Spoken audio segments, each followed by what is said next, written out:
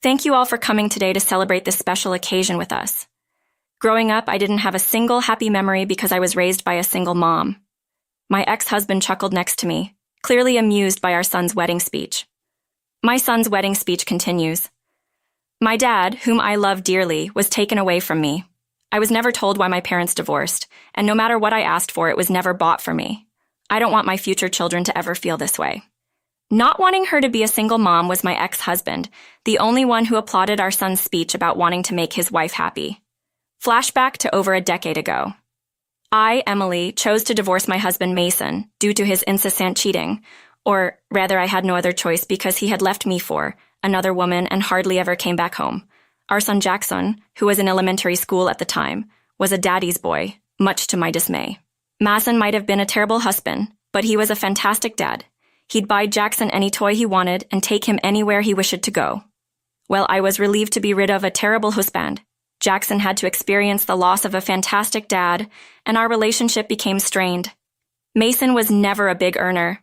Despite this, he dipped into our savings to shower gifts on his mistress and buy games for Jackson, leaving us with next to nothing after the divorce.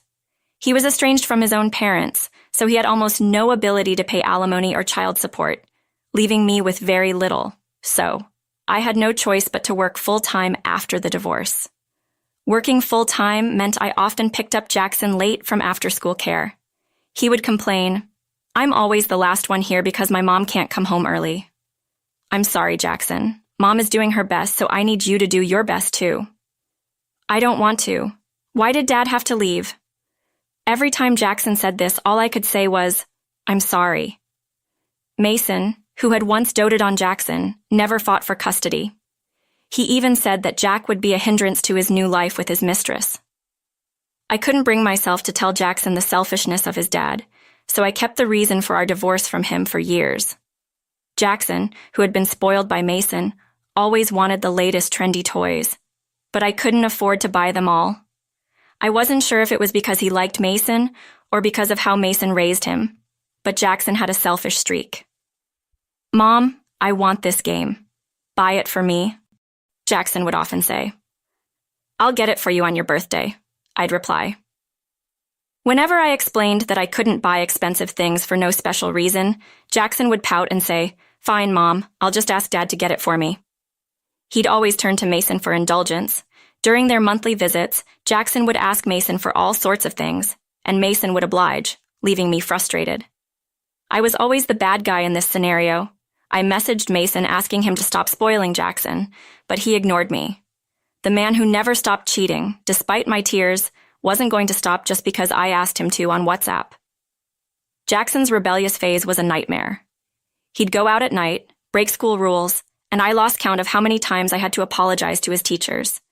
But as time passed, I found myself cherishing those difficult days, pouring love into raising Jackson.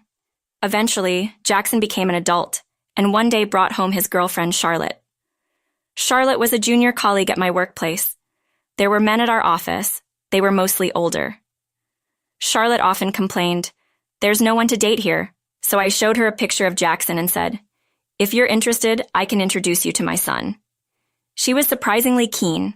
Jackson also had a positive reaction to Charlotte's photo. I gave them each other's contact information and left it to them. Before I knew it, they were a couple and came to our house looking serious. I was a bit anxious as I served coffee to Charlotte and Jackson. The two of them coming to the house together like this could only mean one thing. They were thinking of getting married. My hunch was right. Jackson, looking a bit shy, said, "Actually, we're thinking of getting married. There's a baby on the way," Charlotte added, smiling and rubbing her flat belly. I hadn't expected this, but I was thrilled. "Oh, that's wonderful," I exclaimed, and we all celebrated by eating the cake I had prepared.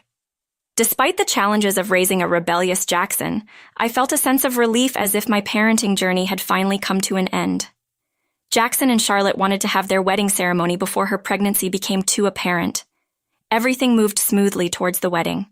A meeting of both families was quickly arranged, and we greeted Charlotte's parents. The meeting took place in a private room at a restaurant. Meeting Charlotte's parents for the first time. And it was clear they were as warm and kind as she was. Charlotte talked about how her parents had raised her and introduced her own parents to everyone. When it was Charlotte's turn to introduce her parents, she said, mixing in some humor, "These are my wonderful parents. I hope they get along well with Miss Emily." Then it was my turn to be introduced. As I nervously wondered what would be said, Jackson pointed at me and simply said, "This is my mom." That's it. Charlotte and her parents looked stunned, but I was the most shocked of all. I had raised Jackson as a single mom, doing my best, and all he had to say was that. Feeling both sad and frustrated, I tried to lighten the mood. "I'm sorry, my son is a bit shy," Charlotte chimed in. Yes, Jackson is really shy," desperately trying to smooth things over. Jackson didn't bother to read the room and just kept eating his meal. I couldn't help but feel sad, wondering if this was how I had raised him. Then came the day of the wedding ceremony. It was a hurried affair due to Charlotte's pregnancy, but many guests came, and it felt like a good ceremony. However, I wish they had thought more about the seating arrangement. Would anyone normally seat their divorced husband, Mason, next to them? Though we had been in touch via WhatsApp, seeing Mason in person after so long was irritating. He casually said, "Hey, how have you been?"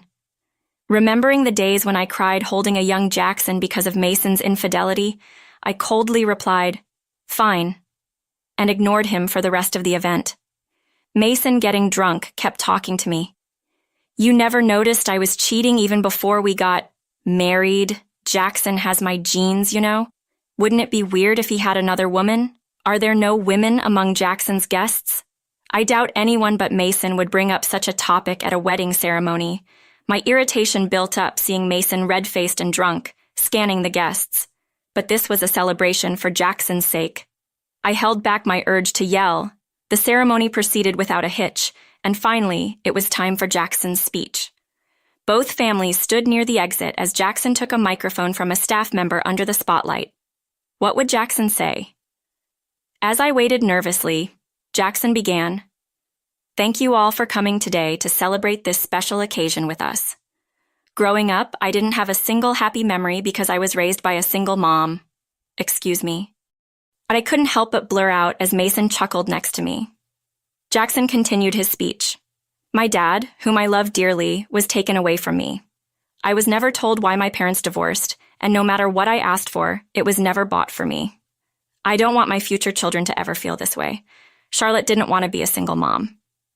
The only person who applauded Jackson's speech about marrying her to ensure her happiness was Mason.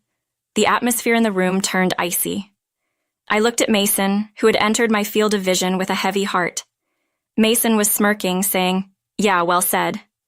I felt a mix of anger and sadness for all that Jackson had done to me. Being disregarded during the family meeting, seated next to Mason during the wedding ceremony, and now being openly insulted. None of it was forgivable. Though I muttered to myself, "Brace yourself," as I was paralyzed by sadness and regret, the one who moved was Charlotte. Jackson's speech just now was a terrible mistake. Charlotte snatched the microphone from Jackson and pleaded desperately, "Miss Emily, Jackson's mom is an incredible woman. She's the first woman in our company to become a department head. In fact, I had climbed the corporate ladder despite being a woman. Jackson probably didn't know because he never cared about my career."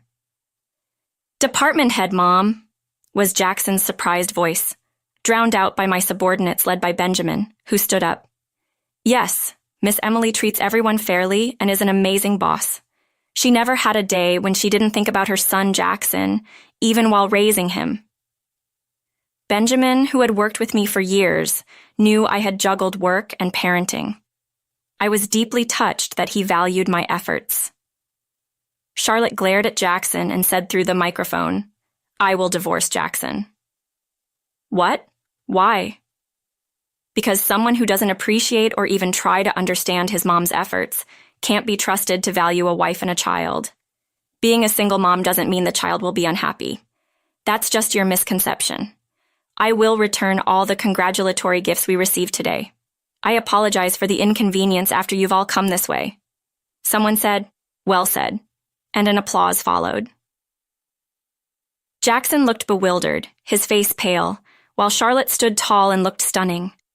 Guests began to leave the wedding venue, and Mason had also disappeared. Left behind were just me and Charlotte's parents. Charlotte's dad was red-faced with anger. When I said, "I apologize for Jackson," He kindly replied, "You have nothing to apologize for."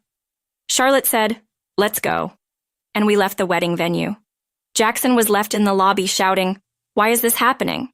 He looked pitiful and miserable. Charlotte and Jackson did end up divorcing.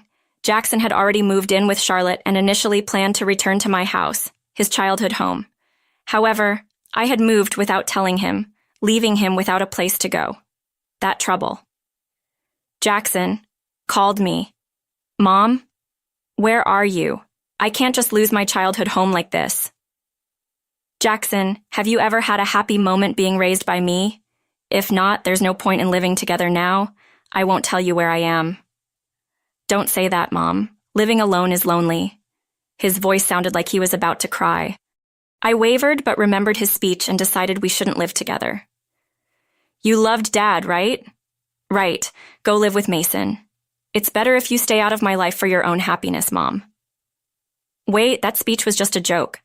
I didn't raise a son who would make such a joke at a moment like that. Goodbye. Take care. After hanging up, I blocked Jackson's number. Cutting ties with my son was sad, but I felt somewhat relieved after all the terrible things he'd done to me. I heard from Mason that Jackson took my advice and visited him. Mason, who had just broken up with his girlfriend, welcomed Jackson, but two selfish people living together couldn't last long. Mason would get drunk every night and insult Jackson, leading to nightly arguments. Mason even borrowed money from Jackson's wallet and gambled it all away, causing Jackson to storm out. Mason said, "I don't need a tight-fisted son like that after all I've bought for him. He makes a fuss over a little money, so it's unlikely Mason will help Jackson in the future. I don't know where he is now, but it seems he's truly alone. In contrast, I was enjoying my life." Charlotte often visited with her newborn Ava. "Please teach me how to be a single mom," Charlotte said. "The first lesson is not to raise a selfish son like that," I replied, and Charlotte laughed.